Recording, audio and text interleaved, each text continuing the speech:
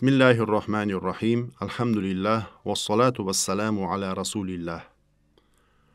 Tavhidning lug'aviy va istilohiy ma'nolari.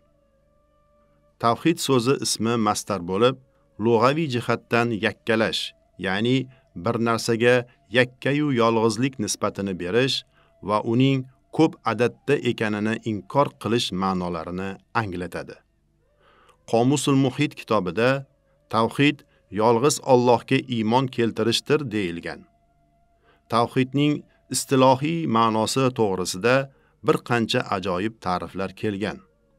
Mulla Ali Qori rahmatullohi alayh tavhidni quyidagicha ta'riflagan. Huwa isbatul wahdaniyati lizzati samadaniyya.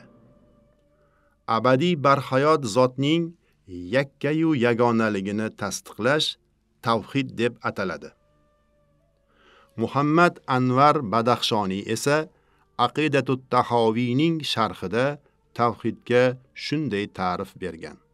Ayyatabarra'al insanu an jami'i wujuhil ishraki billahi wa ya'taqida anna Allah subhanahu wa ta'ala wahdahu la sharika lahu la fi dhatihi wa la fi sifatihi ولا في أفعاله ولا في أسمائه ولا في أحكامه.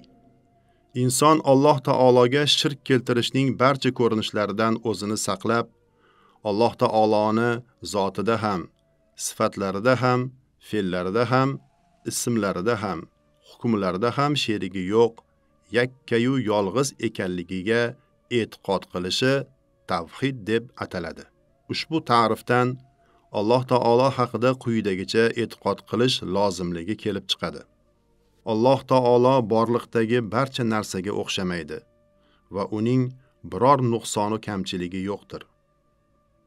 Alloh taoloning ism va sifatlari Qur'on va hadislarda qanday bayon qilingan bo'lsa, xuddi o'shandaydir. Alloh taoloning ism va sifatlarining haqiqati qanday ekanini bilishdan barcha xaloyiq ojiz. Aqoid ulamolari ilohiyot bobidagi masalalarni ikkita asosga bog'lab tushuntiradilar.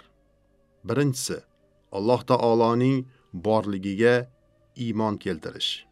Ikkinchisi, Alloh taoloning birligiga iymon keltirish. Alloh taoloning borligiga iymon keltirish dalillari haqida quyidagi gapni aytganlar. Alloh taoloning borligiga dalillar maxluqotlarning adatlarichadir. Alloh taoloning borligiga iymon keltirish dalillar ham ikki qismga bo'linadi. A.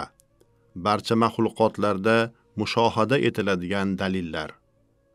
B. Payg'ambarlar olib kelgan dalillar. Banda Alloh taoloni borliqdagi biror narsaga o'xshamasligiga va uning biror nuqsoni kamchiligi yo'qligiga qat'iy e'tiqod qilmagunicha mo'min bo'la olmaydi. Qur'oni Karimda unga o'xshash biror narsa yo'q ekani haqida shunday xabar berilgan. Istaizu billah, laysa kamithlihi shay'un va huwas-sami'ul basir. Uning mislidek biror narsa yo'qdir. U eshituvchi va ko'ruvchidir. Shura surasi 11-oyat.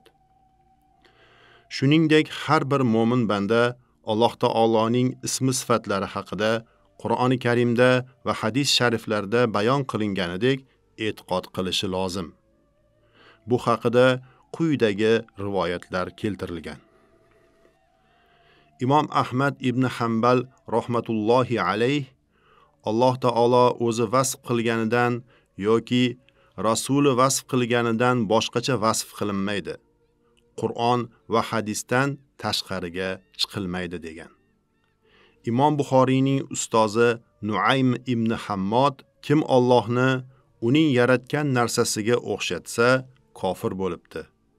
Kim Alloh o'zi haqida vasf qilgan narsani yoki uning rasuli vasf qilgan narsani inkor qilsa kofir bo'libdi.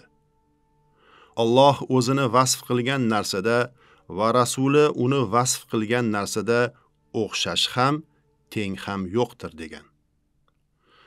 Sofi Allohyor bobomiz ushbu masalalarni qisqa va sodda so'zlari bilan tushuntirib qo'ygan. Ko'ngilda kechsa, ko'zga tushsa har shay, erur andin munazzah xoliqi hay. Udir hokimki hukmin o'zga etmas, aning zotig'a hech kim aqli yetmas. Alloh taolo insonning ko'ngiliga kelgan va tasavvur qilgan barcha narsalardan olidir. Chunki bandalar zamon va makon ichida bo'lgan narsalarni tasavvur qiladilar. Alloh taolo esa zamon va makonning ichida emas, balki ularni yo'qdan bor qilgan zotdir. Shunday ekan, har bir mo'min banda Alloh taoloning ism va sifatlarining haqiqati nimadan iborat ekanini bila olmasligiga qat'iy e'tiqod qilishi hamda ularning qanday ekanini bilishga urinib bahs qilmasligi lozim. Quyida hikmatli she'r bu haqida yetarli tasavvur beradi. Al-ajzu an darkil idraki idrakun wal bahthu an sirri zati robbi ishrakun. Idrok etish fahmidan ojizlik idrok etishdir. Robbning zoti sirrini izlash shirk keltirishdir. Zero bahs qilishning biror foydasi ham bo'lmaydi. Chunki biror narsadagi sifatning haqiqati nimadan iborat ekanini to'liq anglash uchun o'sha sifat egasini to'liq anglash kerak bo'ladi. Alloh taoloning zoti qanday ekani esa so'ralmaydi. Shuning uchun Alloh taolodagi sifatlarning asl mohiyati nimadan iborat ekanini so'rash ham durust bo'lmaydi. Assalomu alaykum va rahmatullohi va barakatuh.